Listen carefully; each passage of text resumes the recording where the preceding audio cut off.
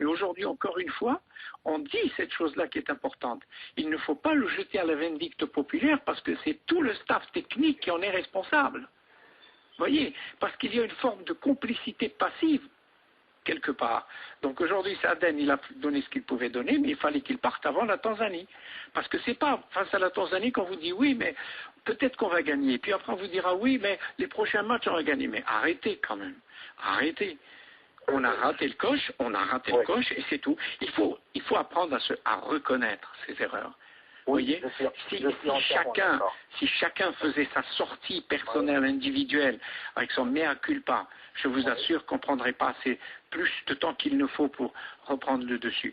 Mais c'est pas parce que c'est après qu'on est perdu contre la Tanzanie, parce qu'un match nul chez nous face à une équipe son 11e du classement de la FIFA, je trouve qu'il ne faut rien espérer de meilleur. Hein. Si réellement il n'y a pas un miracle quelque part, je ne sais pas. Mais encore une fois, il faut travailler, raisonner avec sa tête et non avec le cœur. Je suis entièrement d'accord. Voilà. Éviter de faire du social et c'est tout. Non. Je vais intervenir juste sur une chose. Moi, si j'étais à la place, vraiment, sincèrement, de Saaden, je serais parti après le matin, après la qualification à la coupe, à l'équipe nationale en Coupe du Monde. Moi, j'aurais fait ça. Ça c'est moi. Ça, c'est Hassan. Tout à fait. Ok. Maintenant, il y a eu ce qu'il y a eu. On va à la Coupe du Monde, on n'a pas gagné 2 matchs, ok, il n'y a pas de souci. Mais aujourd'hui, je vous dis, moi, parce qu'on entend les internationaux, les nationaux, les internationaux, les nationaux. Moi, ce que je dis, Saaden, il a fait un travail.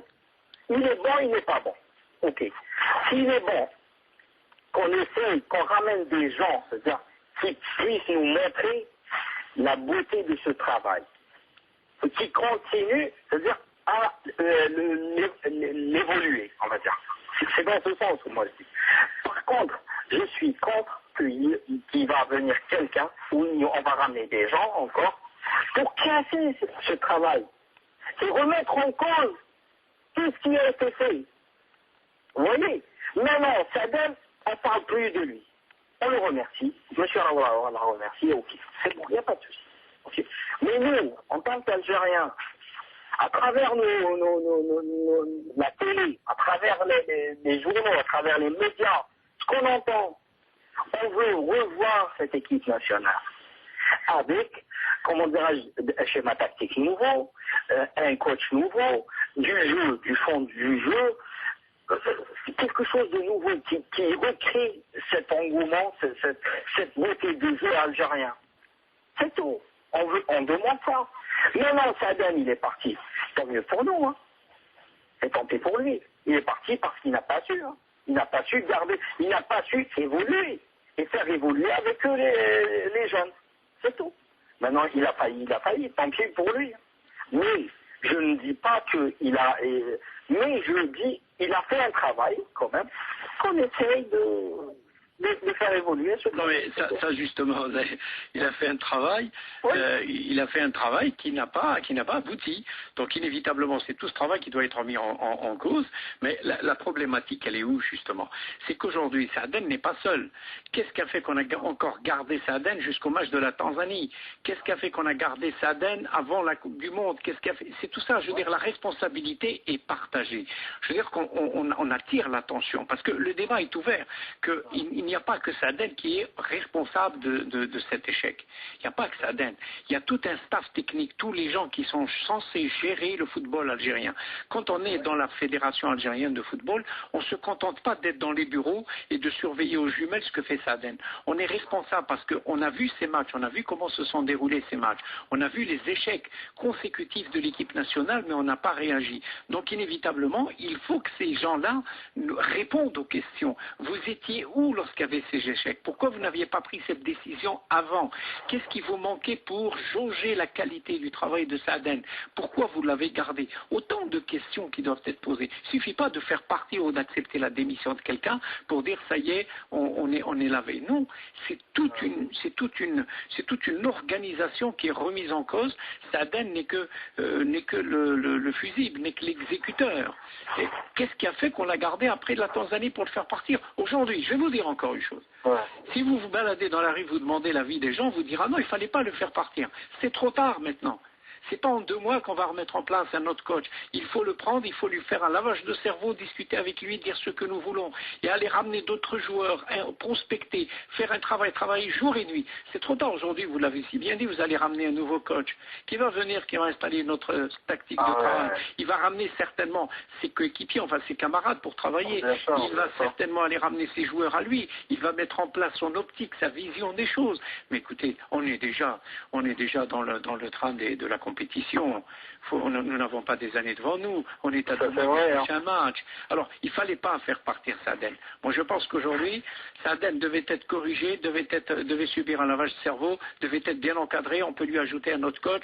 On peut faire appel à d'autres joueurs, faire appel encore à d'autres personnes qui peuvent apporter des conseils parce que l'urgence est là. Le feu, en la demeure, est là. Vous voyez, maintenant, faire partir parce que la rue, il y a une très forte pression de la rue, qui a toujours été présente, cette rue. Depuis les échecs consécutifs de l'équipe nationale, on n'a pas écouté la rue. On est même allé à croire qu'en changeant de stade, en faisant des gris-gris, des petits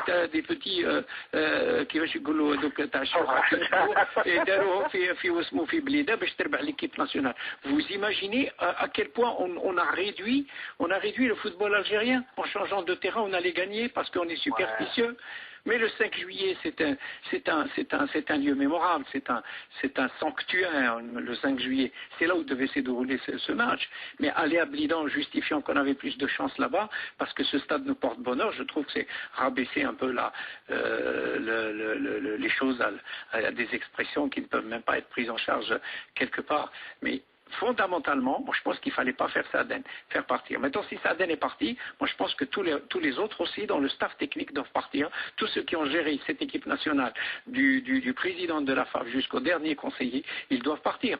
Parce qu'ils sont responsables. Il n'y a pas que Saadel qui est responsable. Aujourd'hui, ils ont tous assisté aux échecs. Et voilà, ils doivent justifier les échecs. Il n'y a pas que Saadel. Mais là, je vous rapporte ce qui se dit dans la rue. Vous voyez ce qui se dit dans la rue. Et maintenant, face à la Tanzanie, on a perdu. Bon, c'est un match nul chez nous, mais on a perdu des points. Et c'est pas en jouant face au Maroc qu'on va remonter la pente ou encore une fois faire des gris-gris pour gagner. Je ne sais pas encore dans quel stade on va nous balancer demain, mais malheureusement, on est en colère. On est en colère, monsieur. Merci. Merci, mon ami. Bonne soirée. Merci. Allez, ça fasse comme à bientôt.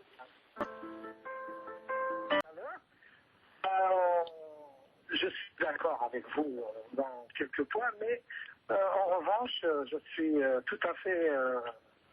je suis pas d'accord avec vous.